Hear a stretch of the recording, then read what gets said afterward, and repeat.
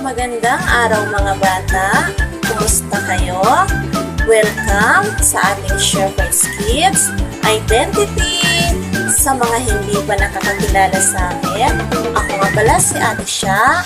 Ako ang inyong makakasama ngayon para sa ating icebreaker. Excited na ba kayo para sa ating icebreaker ngayon mga bata? Okay, simulan na natin mga kids. Ang title ng ating icebreaker ay Find the Missing Letter. Hulaan nyo lang mga kids kung ano ang nawawalang letra sa bawat salita na makikita nyo sa ating screen para mabuo ang tamang salita. Okay mga kids? Dahil alam kong handang-handa na kayo, simulan na natin sa ating unang huhulaan. J blank S U S. Ano kaya ang kulang na letra para mabuo ang salita na nakikita natin sa screen? Comment lang mga kids ng tamang sagot. Ayan, may nakikita na po akong tamang sagot. Very good mga kids! At ang hinahanap nating letra ay letter A para sa salitang Jesus. Para naman sa ating pangalawang huhulaan. P A S blank O. Ako, ang dali-dali lang. Diba? Alam kong excited din kayo sa araw na ito. Ano kaya ang mabubuo nating salita dito? Ayan po. Paki-comment lang po kung ano ang letra na hinahanap natin dito. Ayan. Ang bibilis naman. Tama mga kids. May tamang sagot na po ako na nakikita. At ang kailangan nating letra dito ay letter K para sa salitang Pasko. Para naman sa ating pangatlong huhulaan. K A P A N J A N blank K A N. Medyo mahaba-haba ang salita na ito mga kids. Pero alam ko, kayang-kaya nyo ito, di ba? Magbibigay tayo ng clue. Ito ay sineselebrate nyo din. At nagkakaroon din kayo ng handaan dito. Ano kaya ito? Sige nga, hulaan nyo nga mga kids. Comment lang po ng tamang sagot. Ayan, may nakikita na si Ate Sha na tamang sagot. At ang hinahanap nating letra ay letter A para sa salitang kapanganakan. Ngayon, dadako na tayo sa ating pang-apat na huhulaan. Blank A S, Y, A, M, B, R, A. Ano kaya ang hinahanap nating letra? Ito ang pinakahuling buwan ng taon. Alam niyo ba ito mga kids? Sige nga, tingnan nga natin kung alam niyo ito. Comment lang mga bata kung ano ang hinahanap nating letra. Ayan! Ang gagaling talaga dahil may nakikita na akong tamang sagot. At ang hinahanap nating letter ay letter D para sa salitang Disyembre. Para naman sa ating panglima o panghuling huhulaan. S, A, M, blank, A, H, I, N. Ano kaya ang kailangan nating letra dito para mabuo natin ang salitang ito? Ayan, sa mga hindi pa nakasagot, bawi tayo mga kids. Para sa ating panghuling huhulaan. Ayan po. May tamang sagot na akong nakikita. At ang hinahanap nating letra ay letter B. Para sa salitang sambahin. Nag-enjoy ba kayo sa paghula sa mga nawawalang letra? Alam niyo ba mga kids na ang mga salita na inyong nabuo kanina ay may kinalaman ito sa ating pag-aaralan ngayon? May bago na naman tayong matututunan mga bata, kaya makinig kayong mabuti. Hanggang sa muli, bye-bye! Isang pinagpalang umaga kids. Tayo munang manalangin bago tayo mag-worship sa Lord. Ating ipikit ang mata, iyuko ang ulo at hawakan ang dalawang kamay. Panginoon, maraming salamat po sa lahat ng pagpapala sa bawat isa po sa amin. Salamat din po sa lahat ng biyaya na patuloy naming natatanggap, Panginoon. Patuloy ka po namin papupurihan sa buhay namin at dalangin po namin sa lahat ng gagawin po namin sa araw na ito ay pangunahan niyo po kami at samahan. Nawa sa lahat ng gagawin po namin, ikaw yung siyang mapuri at masamba, Panginoon, at mabigyan ng pinakamataas na parangal at kaluwalhatian. Salamat Lord sa buhay na ito. Dalangin po namin na patuloy namin itong magamit sa inyo ayon sa inyong kaluwalhatian at patuloy kaming makasunod sa inyong kalooban. Salamat o Diyos sa lahat ng pagpapala at sa bawat pagprotekta at paggabay niyo po sa amin. Ito po yung dalangin namin sa pangalan ni Jesus. Amen. Tara na kids, mag-worship na tayo sa Lord.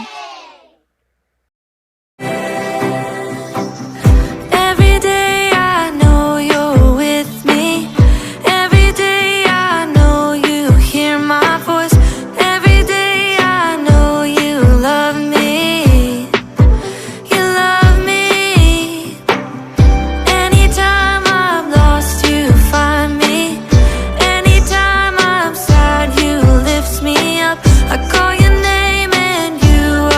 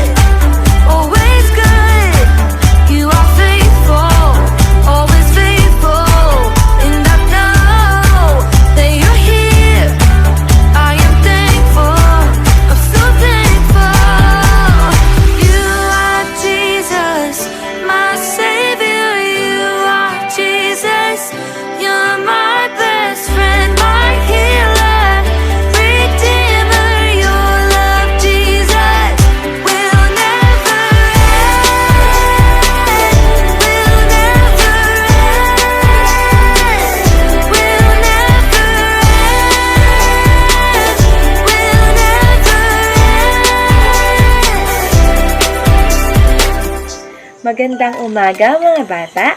Ako si Ate Clarissa at ako ang makakasama ninyo sa pag-aaral ng salita ng Diyos para sa umagang ito. Ang tanong mga bata, handa na ba kayo?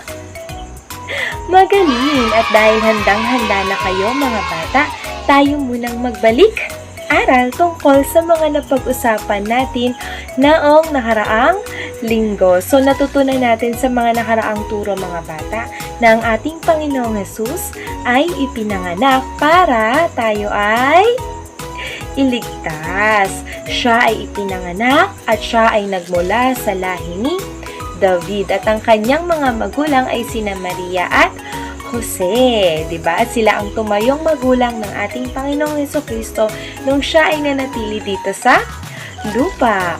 At ang ating Panginoong Hesukristo ay naipanganak na may buong pagpapakumbaba, diba? Bumaba siya dito sa lupa at ipinanganak lamang sa saban. So ito ay nagpapakita na ang ating Panginoon ay punong-puno ng pagpapakumbaba na kahit siya ay isang hari, pinili niya na ganitong klaseng kapanganakan ang mangyari para sa kanya. Ayan. So ngayon, ipagpatuloy natin ang mga aralin tungkol sa kapanganakan ng ating Panginoong Hesukristo. Matapos natin malaman kung saang lahi siya nagmula, kung paano siya ipinanganak, at kung sino yung mga nakasama niya noong siya ay ipinanganak. So, natutunan natin lahat yan noong mga nakaraang linggo. Ngayon, magpo-focus naman tayo mga bata sa dahilan kung bakit nga ba natin ipinagdiriwang ang Pasko. Diba? Nagtatanong ba kayo kina nanay at tatay, bakit nga po ba ipinagdiriwang ang Pasko? Ang Pasko ba ay para lang sa mga ninong at ninang dahil naalala mo ang Pasko dahil lang may ninong at ninang ka, dahil may mga gifts kang matatanggap, 'di ba? So, ang tunay na diwa ng Pasko mga bata ay hindi nakasentro sa ating mga sarili. Iyan ang hindi natin dapat iniisip yung ating sarili every time na ipagdiriwang din talaga natin ang Pasko. At bilang mga Kristiyano o bilang mga anak ng Diyos, mga bata, marapat lamang na alam natin kung bakit natin ipinagdiriwang ang Pasko.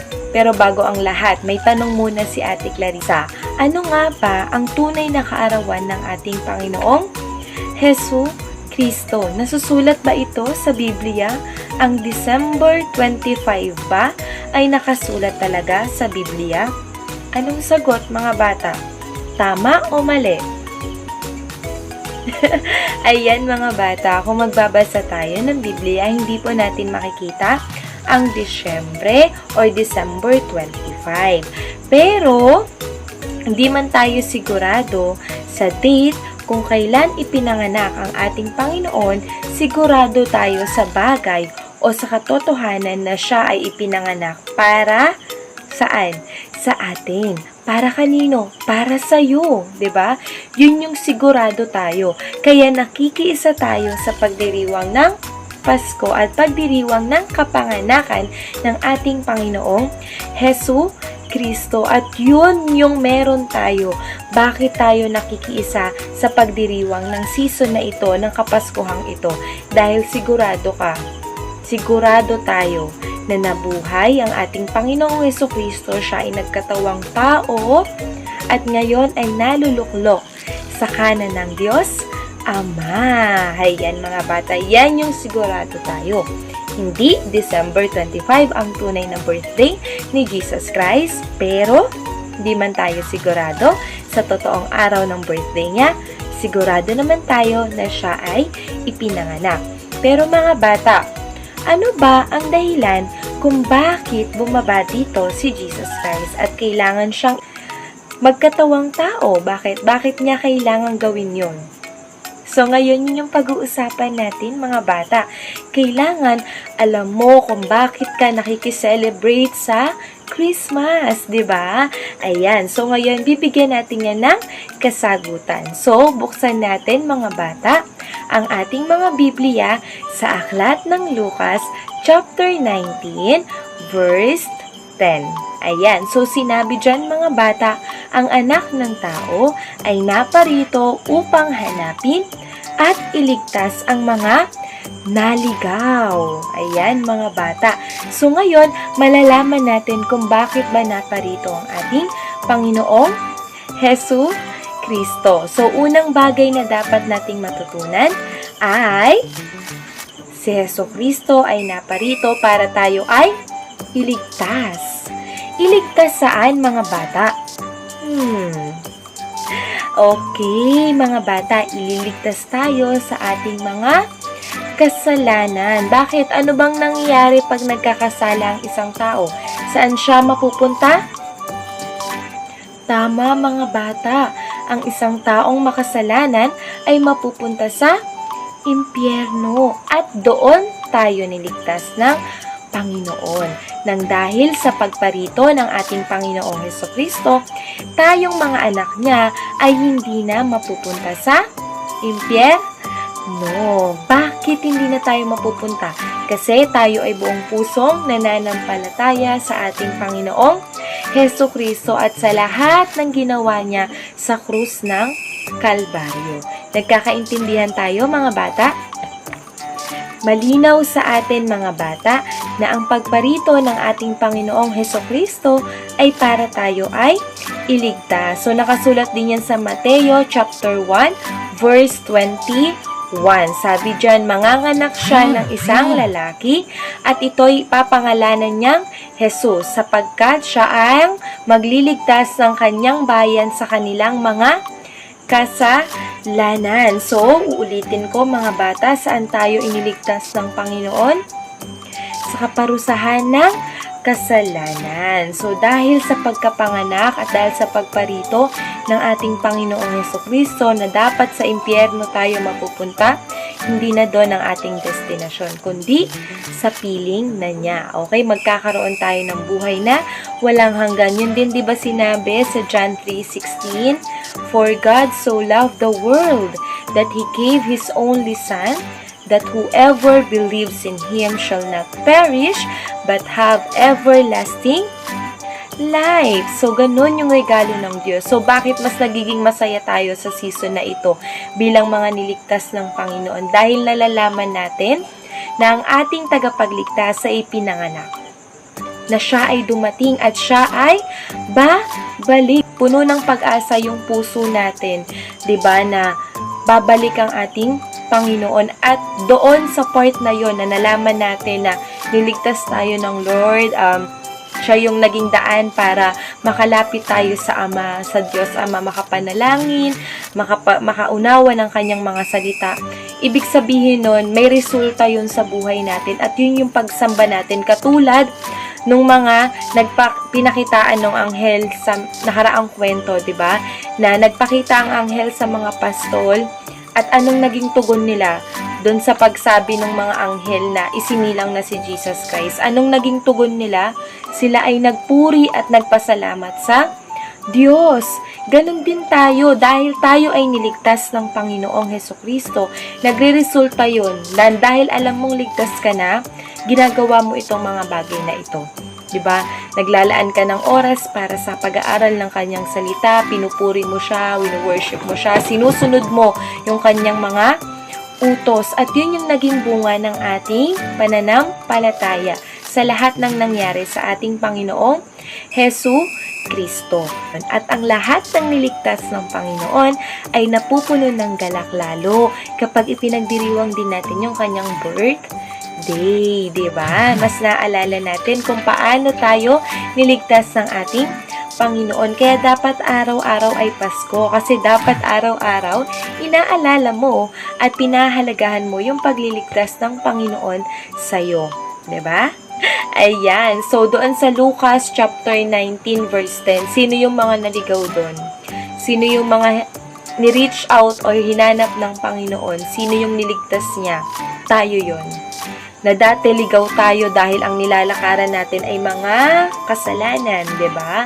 Pasaway tayo, hindi tayo sumusunod. So, yun dun tayo iniligtas ng ating Panginoong Hesukristo sa ganong buhay. So, ngayon may bago na tayong buhay sa piling ng ating Panginoong Hesukristo. Tandaan mga bata, ang unang-unang dahilan o ang unang-unang reason Bakit natin sineselebrate itong Christmas? Ay dahil ipinanganak ang ating Panginoon para tayo ay iligtas. Ayan mga bata. So ngayon, dako tayo sa pangalawa. Pinanganak si Jesus Christ para tuparin ang pangako ni Yahweh, para tuparin niya ang kanyang pangako na makakasama natin siya. At sa pamamagitan niya ng kanyang bugtong na anak. Diba yun din sabi doon sa Mateo 1:23, maglilihi ang isang dalaga at manganganak ng isang lalaki at tatawagin itong Emmanuel. 'Di ba? Yun yung sinabi doon sa Mateo 1:23. So sino yung dalagang naglihi? Walang iba kundi si Maria. At ang anak niya na lalaki ay si Jesus Christ. At itong si Jesus Christ, ang ibig sabihin din ng pangalan niya ay Emmanuel. Yun yung pangalan na ibinigay din sa kanya.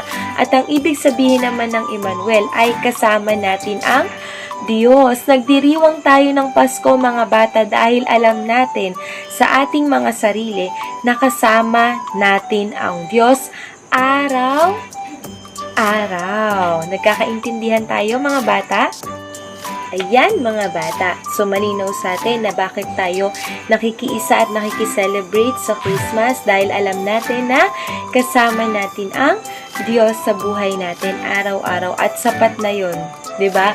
Para magpatuloy tayong magpasalamat sa Panginoon. Ngayon, dako tayo sa pangatlo. Una, ano daw yung dahilan ng Pasko? Anong reason na tong Pasko na to? So, si Jesus Christ ay naparito para tayo ay iligtas. Pangalawa, para tayo ay samahan araw-araw. Kaya tinawag siyang Emmanuel din dahil ang ibig sabihin ng Emmanuel ay kasama natin ang Diyos. Pangatlo mga bata, ang pagparito ng ating Panginoong Hesukristo ay para siya ay sambahin. Naparito ang ating Panginoong Hesukristo para patunayan, 'di ba? Yung mga pangako ng Diyos Ama, para tuparin ang pangako ng Diyos Ama. At dahil yun ay tinupad ng ating Panginoon, nagre-resulta yun sa mga tunay na pagsamba sa Espiritu at katotohanan. So, anong sabi doon sa Mateo 2, verse 2? Nasaan ang ipinanganak na hari ng mga Hudyo? Nakita namin sa silangan ng kanyang tala at naparito kami upang sambahin siya. Sila ay nagpuri sa Panginoon. Ang pagkakakilala at pagkakaalam natin sa pagkapanganak ng ating Panginoong Hesukristo, mga bata, ay dapat nagre-resulta sa pagsamba. Diba? We are able to praise and worship God dahil alam natin yung mga bagay na ginawa niya para sa atin at sapat na yung dahilan para papurihan ang Panginoon. So, mga bata, tandaan natin ang tunay na diwa ng Pasko ay ang lahat ng nagawa ni Jesus Christ. Lahat ito ay nakasentro sa binigay ng Panginoon na libreng regalo. So, hindi tayo nakatingin sa ibibigay lang ng mga tao sa paligid natin during Christmas, kundi alalahanin natin mga bata kung sino ang unang nagbigay at kung sino ang kanyang binigay para sa ating lahat. At ito ay walang iba kundi ang ating Panginoong Hesukristo. Niligtas ka niya sa kasalanan na dapat sa impyerno talaga yung destination natin, yung pupuntahan natin. Pero binigay ng Ama ang kaisa-isa niyang anak para hindi tayo magdusa sa impyerno. At dahil doon, punong-puno ng galak yung ating puso. 'Di ba? Na magpuri sa kanya, magkaroon ng thanksgiving, maging grateful yung puso na meron tayo dahil ito sa ginawa ng ating Panginoong Hesukristo. Tandaan natin, hindi lang din ang mga kasama natin sa bahay, ang mga kaibigan natin, ang mga ninong at ninang natin ang dapat nating inaalala. Kundi unang-una, alalahanin mo din na lagi mong kasama ang Diyos. Kaya, nagdiriwang tayo ng Pasko dahil alam natin, nakapiling natin ang Diyos at siya ay buhay. 'Di ba? Mga bata, yun yung pangalawa at huling-huli, we celebrate Christmas to worship God. para papurihan ang dakila niyang gawa. At everyday, dahil sa ganitong paningin natin sa Pasko, everyday dapat ay Pasko sa puso ng totoong anak ng Diyos. Nagkakaintindihan tayo mga bata?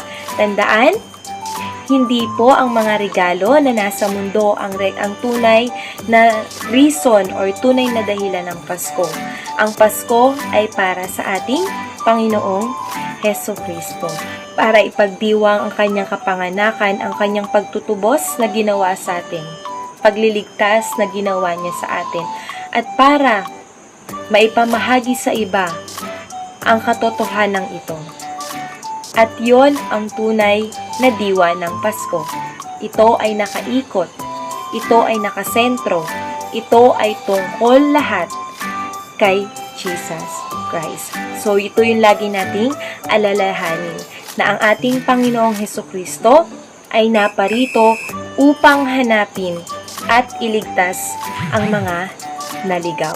Kaya mga bata, lagi niyong tatandaan na ang Christmas ay tungkol kay Jesus Christ, at ang Christmas ay pagse-celebrate mo din na ikaw ay niligtas ng Panginoon.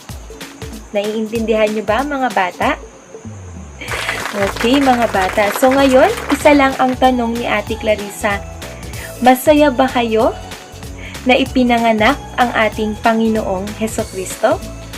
Yun lang mga bata, i-share nyo sa kanila, sa ibang bata, kung bakit nga ba tayo nagiging masaya sa Paskong ito, sa pagdiriwang ng season na ito. Nagkakaintindihan mga bata? Babasahin ko mamaya yung inyong mga comments, okay? So, i-share nyo yung happiness na yan ng salvation, ng pagkakaligtas nyo sa ibang tao. At yon ang tunay na diwa ng Pasko. Ito ay tungkol lahat kay Jesus Christ. At yun po ang ating mga natutunan para sa linggong ito. Kaya tandaan nyo po ang ating memory verse para sa linggong ito ay nakasulat sa Lucas chapter 19 verse 10. Ang anak ng tao ay naparito upang hanapin at iligtas ang mga naligaw. Ayan, so ngayon mga bata, tatandaan niyo yan palagi. Ikaw ay niligtas ng Panginoon. At yon ang sapat na dahilan. Siya ang regalo ng Diyos sa atin sa Kapaskuhan. Ayan mga bata, nawa, marami kayong natutunan sa mga sinabi at kinwento ni Ate Clarissa. Ngayon mga bata, kunin nyo na lang yung mga activities kila ate, kila kuya na mamimit nyo rin naman. At ipopost din naman sa screen yung mga activities. And I hope lagi nyong tandaan yung mga bagay na ito na natutunan natin sa linggong ito. Ayun mga bata, dako na tayo sa ating pagbibigay. Inanyayahan ko ang bawat isa na magkaloob din sa Panginoon bilang parte ng ating pagtitiwala, pagpupuri sa Kanya at pagsamba. At ganun din, dako na tayo sa ating closing prayer. Salamat sa pakikinig mga bata. Tayong lahat ay manalangin na. Panginoon, pinupuri ka po namin at pinasasalamatan, O Lord, sa lahat ng natutunan namin, Panginoon, sa umagang ito. Salamat, Lord, sa pagbibigay ng kaisa-isa mong anak para sa ikaliligtas namin sa aming mga kasalanan. Salamat, Lord, dahil palagi mo kaming sinasamahan sa lahat ng oras, O Lord. Di mo kami pinababayaan. Tunay nga na ang mga lingkod mo na tapat at nag-umiibig din sa'yo ay di mo pababayaan kailanman. Dalangin ko, Panginoon, na mailagay din sa puso ng bawat isa yung papuri at pagsamba na resulta ng aming pananampalataya at pagtitiwala na ang Kapaskuhan, Panginoon, ay pagse-celebrate namin sa kapanganakan mo. Naniniwala kami na ikaw ay pinanganak, naging tao, at talagang ibinuwis mo ang buhay mo para sa amin, Panginoon. Dumanak ang dugo ng aming Panginoong Hesukristo para sa ikaliligtas ng aming mga kasalanan. Salamat, Lord, sa pagliligtas sa amin mula sa apoy ng impyerno. Salamat, Lord, dahil nagse-celebrate kami ngayon ng kapanganakan mo. na punong-puno ng kagalakan yung puso namin dahil sa lahat ng dakilang gawa mo. Nawa, lagi mo kaming gabayan sa mga bagay, Panginoon, na gagawin pa namin sa mga araw na ito. At dalangin ko, Lord, na ikaw yung lubos naming mapapurihan at masamba, Panginoon, sa buhay na meron kami. Pakaingatan mo po yung bawat isa, yung bawat kabataang ito. Let them grow in their faith, Lord. Let them grow in the love for you, Lord, in the fear of you, Lord, na talagang katakutan at the same time, ibigin ka din nila, Panginoon.